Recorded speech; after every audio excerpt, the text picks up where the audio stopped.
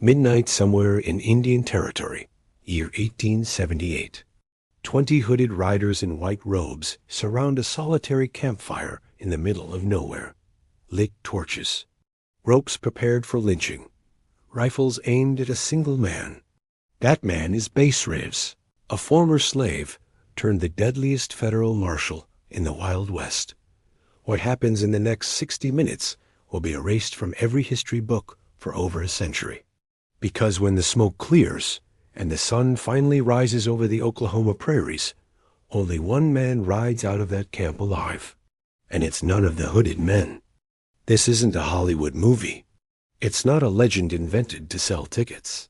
This is real history, documented in the archives of the Fort Smith Federal Court in Arkansas. History they hid from you because it proves something white supremacy could never tolerate. A black man with a marshal's badge didn't just face the Ku Klux Klan. He completely destroyed them. But to understand how we got to that bloody night, you need to know the man who refused to die on his knees. Bass Reeves was born into slavery in 1838 in Crawford County, Arkansas. From the moment he could walk, he was the property of a colonel named George Reeves. He spent his childhood and youth working cotton fields, feeding horses, and learning to shoot while accompanying his master on hunts. Here comes the detail that changes everything. Reeves didn't just learn to shoot. He became the best marksman the colonel had ever seen in his life. So good that he took him to local competitions to show off to other slaveholders. Think about the twisted irony of that. An enslaved man being displayed like a circus phenomenon, winning trophies he could never keep, demonstrating skills he would someday use to arrest men exactly like his master. When the Civil War broke out in 1861, everything changed. Historians debate exactly how Reeves escaped. Some say he had a fight with his master and fled that same night. Others claim he simply disappeared during the chaos of war. What we know for certain is this. Bass Reeves crossed into Indian Territory, that vast expanse of lawless land we now know as Oklahoma, and disappeared among the native nations. He lived with the Creek. He lived with the Seminole. He learned their languages, their customs, their tracking techniques. He became part of the landscape itself, knowing every canyon, every river, every hidden path in a territory that stretched over 70,000 square miles. For years, he survived on the most dangerous frontier in North America, perfecting skills that would make him legend. In 1865, the war ended. Slavery was abolished. And Bass Reeves, for the first time in 27 years of life, was legally a free man. But freedom on paper meant nothing when you were surrounded by people who had spent generations treating you like cattle. Exactly as had happened in South Carolina, white supremacists in the South refused to accept their defeat. If they couldn't legally re-enslave black people, they would turn to terror. The Ku Klux Klan spread like a plague from Tennessee to every corner of the former Confederate territory. Their tactics were brutally simple. They rode at night. They hid their faces under white hoods. They burned houses. They lynched men. They raped women. They terrorized any black person who dared act as if they were truly free. In Indian Territory and the Arkansas borderlands, the situation was particularly chaotic. This region had become a refuge for the most dangerous criminals in the United States. Murderers, bank robbers, cattle rustlers, whiskey smugglers. Everyone fled to this area because they knew local law was practically non-existent. The federal government, desperate to establish order, created a special court in Fort Smith, Arkansas. At its head, they placed a judge who would become legend in his own right, Isaac Parker, known as the hanging judge, because in his 21 years on the bench, he sentenced 160 men to death. 86 of them were actually hanged in his courthouse yard. Parker needed marshals who could venture into Indian Territory and bring back fugitives dead or alive. He needed men who knew that terrain better than anyone. Men who could track criminals across hundreds of miles of hostile territory. Men who weren't afraid to die. In 1875, Someone told him about Bass Reeves, a former slave who spoke 5 native languages. Who knew Indian Territory like the back of his hand? Who could shoot a coin tossed in the air with either hand? Judge Parker made a decision that would shake the foundations of the Wild West's racial order. He hired Bass Reeves as a deputy federal marshal. Think about what this meant in 1875. A black man, a former slave, receiving a federal marshal's badge, receiving the legal authority to arrest anyone, including white men, receiving the power to use lethal force if necessary. In a region where the Klan lynched black people for daring to look a white man in the eyes, this wasn't just a job. It was a declaration of war against everything white supremacy represented. And Bass Reeves accepted, not because he was suicidal, not because he sought revenge, but because he understood something very few comprehended at that time. The law, applied regardless of skin color, was the only way to build a world where men like him could live free. Reeves started working immediately, and the results were devastating for Indian Territory's criminal world. On his first expedition, he captured 17 fugitives wanted for murder. He brought them chained to Fort Smith, crossing more than 200 miles of hostile territory. Some of those fugitives were white men, men who had never imagined being arrested by a black man. The humiliation was unbearable for the supremacists who watched, and the fury began to accumulate. Over the following years, Reeves developed a method that made him practically unstoppable. He used elaborate disguises to approach his targets.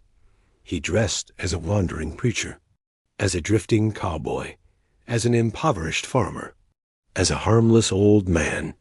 His targets never knew they were talking to the deadliest marshal in the territory until they felt the barrel of his revolver against their back. There's a famous story that demonstrates his ingenuity.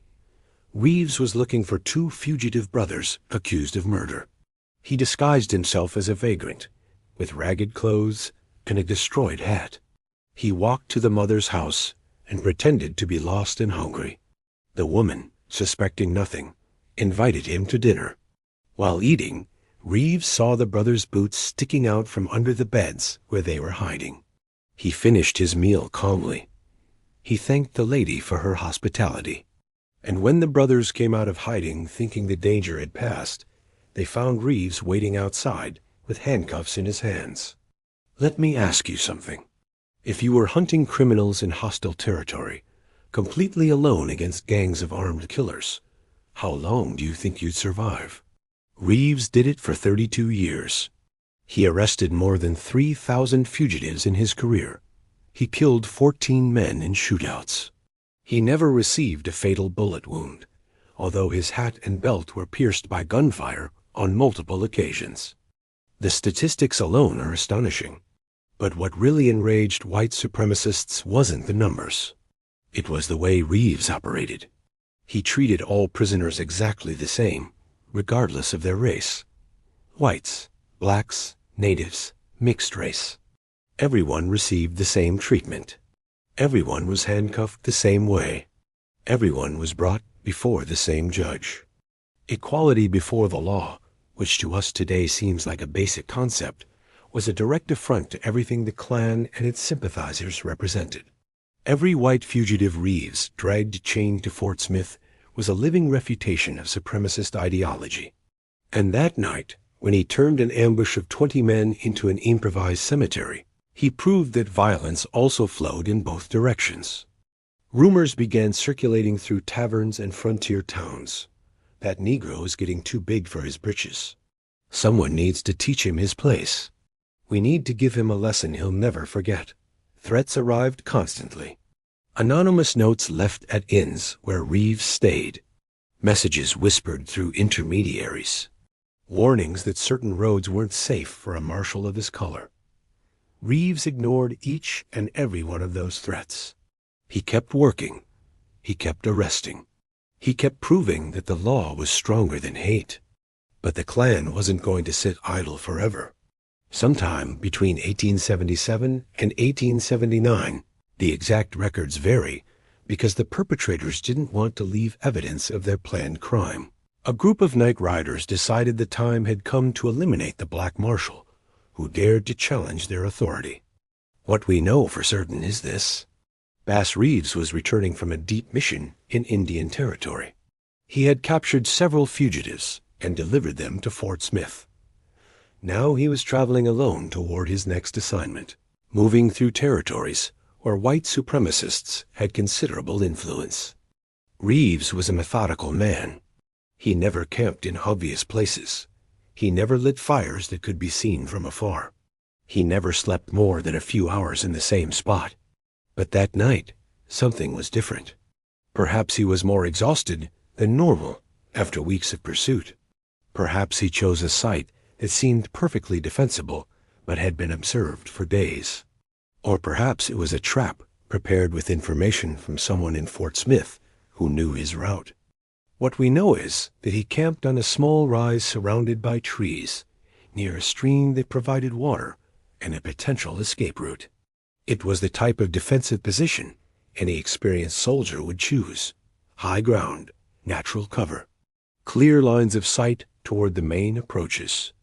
What Reeves didn't know was that approximately 20 hooded riders had been following him for days, always staying beyond the range of his legendary vision. They had studied his patterns. They had anticipated where he would camp. And now, in the darkness of a moonless night, they moved toward his position with the confidence of predators surrounding wounded prey. Except this prey wasn't wounded, and definitely wasn't asleep. There's something historical accounts mention again and again about Bass Reeves. The man seemed to have a sixth sense for danger. Witnesses claimed he could hear the sound of a horse from miles away, that he could detect ambushes before attackers were even in position, that he slept with one eye open, literally, rotating which eye he kept closed so he was never completely unconscious. That night, that instinct saved his life. The hooded riders thought they had the element of surprise. They approached slowly, surrounding the camp from all directions. Torches lit up in an almost perfect circle around the small campfire where their target supposedly slept. But when they finally closed the circle, they believed they had Bass Reeves completely trapped. They discovered something that chilled them to the bone. The lump by the campfire wasn't a sleeping man. It was a horse saddle covered with a blanket. Reeves was no longer there. Imagine for a moment the scene from those riders' perspective. 20 armed men, confident in their numerical superiority, convinced they were finally going to lynch the black man who had humiliated them so many times. And suddenly, in the darkness beyond the circle of torches, a deep voice resonates. "Gentlemen, seems you arrived a little late to the party." Before anyone could react, the first shot broke the silence. A rider fell from his horse, his torch rolling across the ground. The second shot came from a completely different direction. Another man fell, the third from another position. It was as if Reeves was everywhere at once. This is what supremacists never understood about Bass Reeves.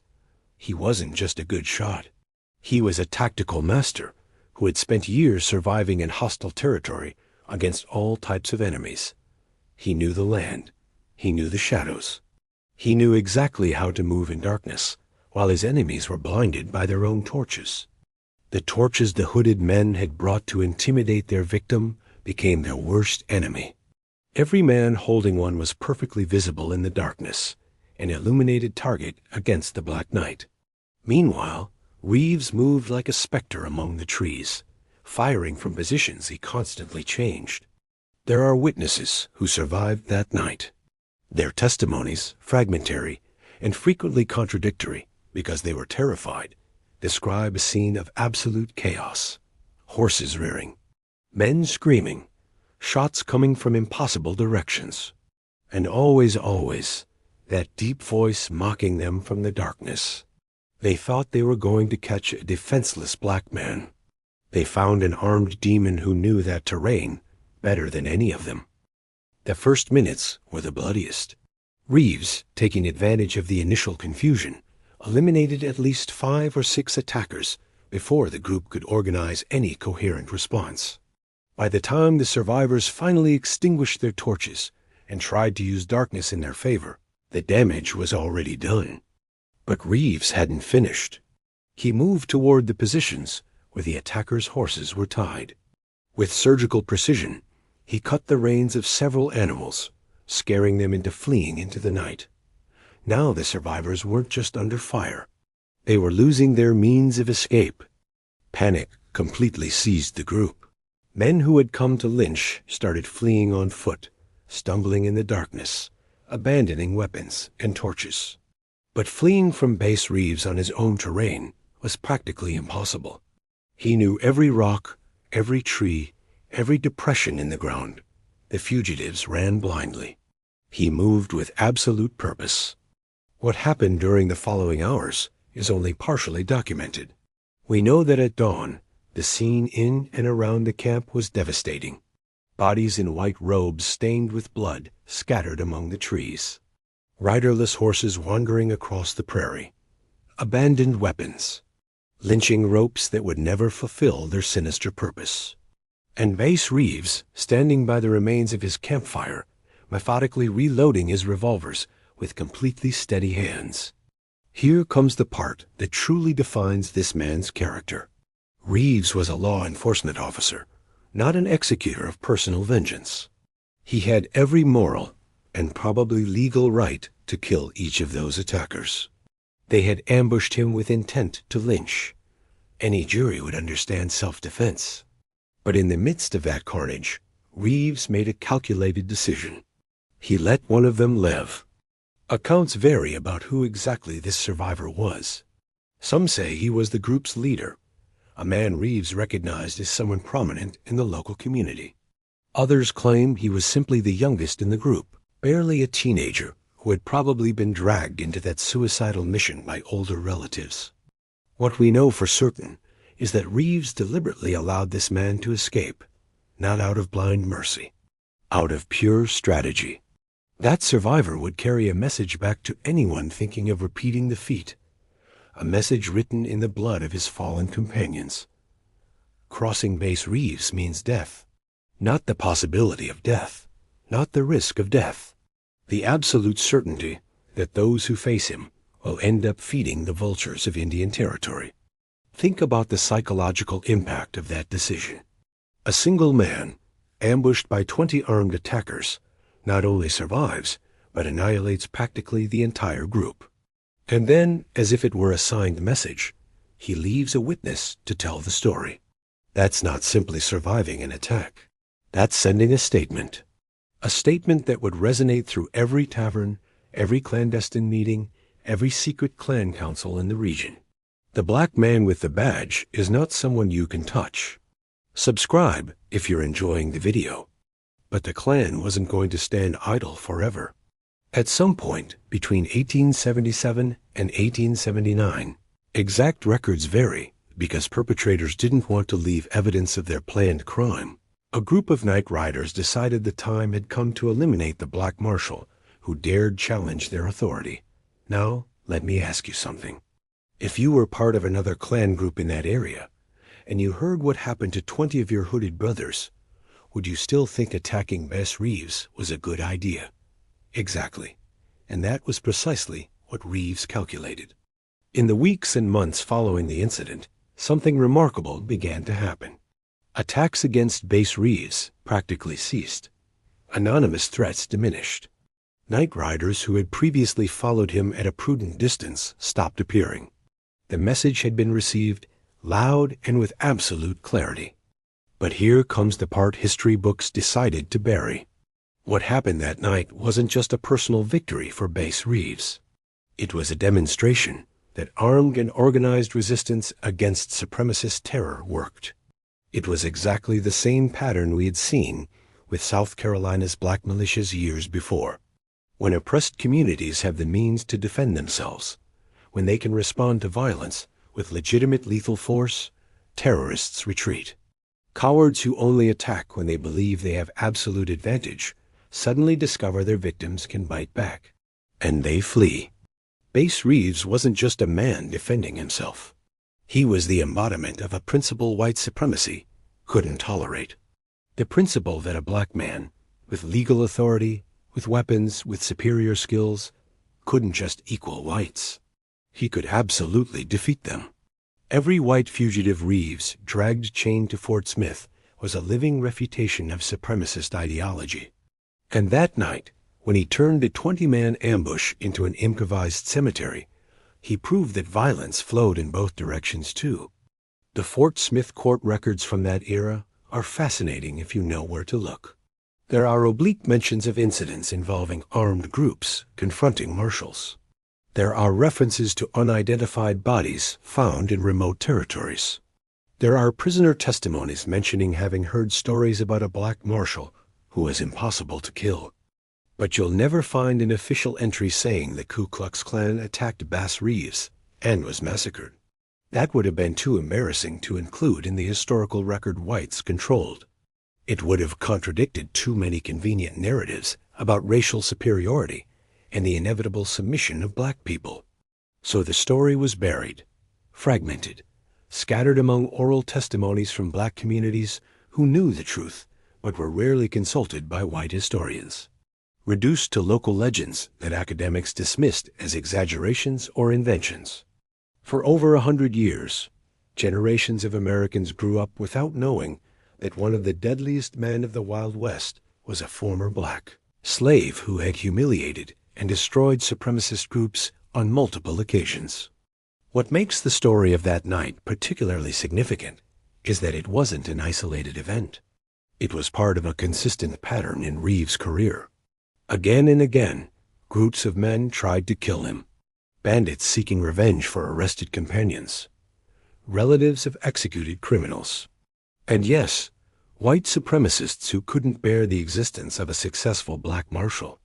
And again, Reeves survived, not by luck, not by divine intervention, but by meticulous preparation, superior skills, and a deep understanding of tactics and terrain. There's one statistic that perfectly summarizes Bass Reeves' career. In 32 years as a federal marshal, facing the most dangerous criminals on the continent, ambushed multiple times by groups that absurdly outnumbered him, Bass Reeves was never defeated in an armed confrontation. Never. Not a single time. Think about the mathematical odds of that. Think about how many confrontations, how many shootouts, how many situations that should have been fatal he had to survive to maintain that perfect record. And then remember, this was a black man operating in a territory where his mere existence as an authority figure was considered a provocation.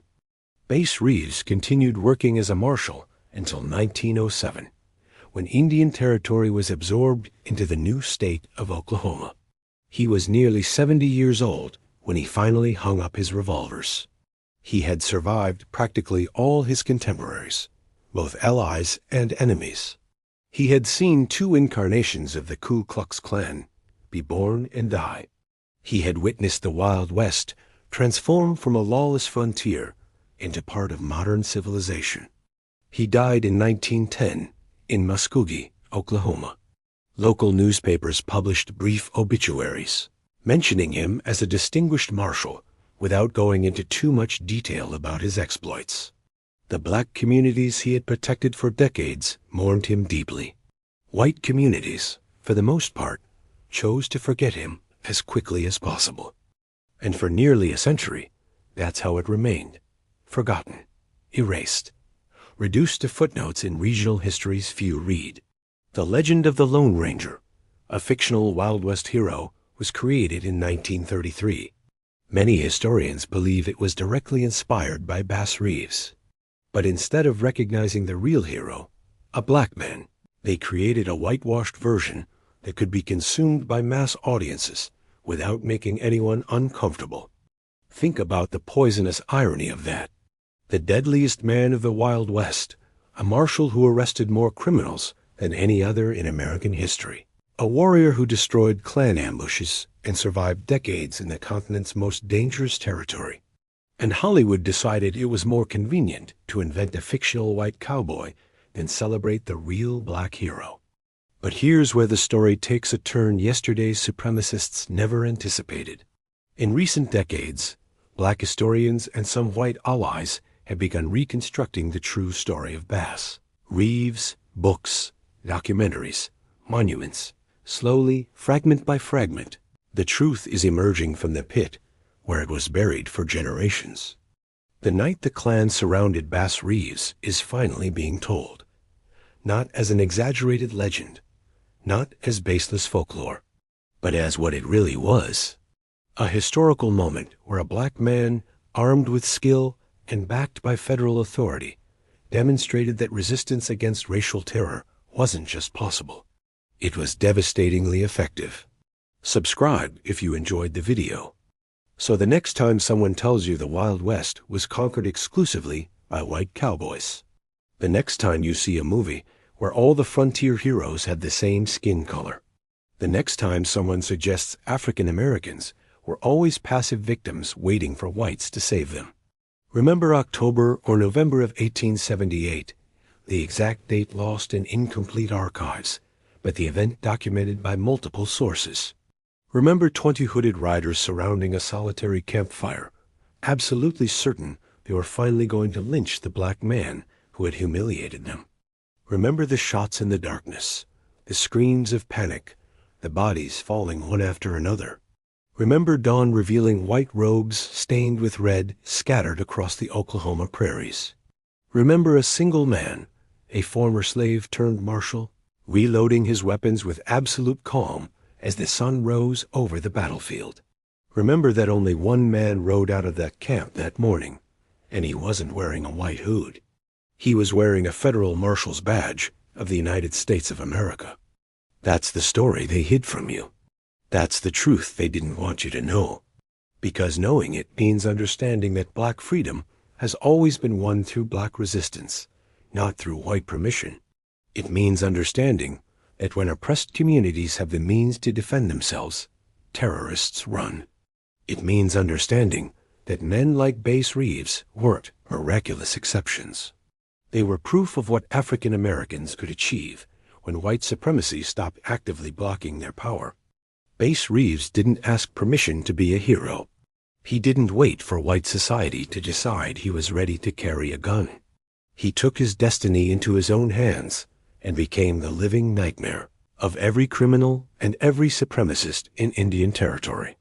And that night, when the Klan came for him, he showed them exactly what it meant to cross a man who refused to be a victim.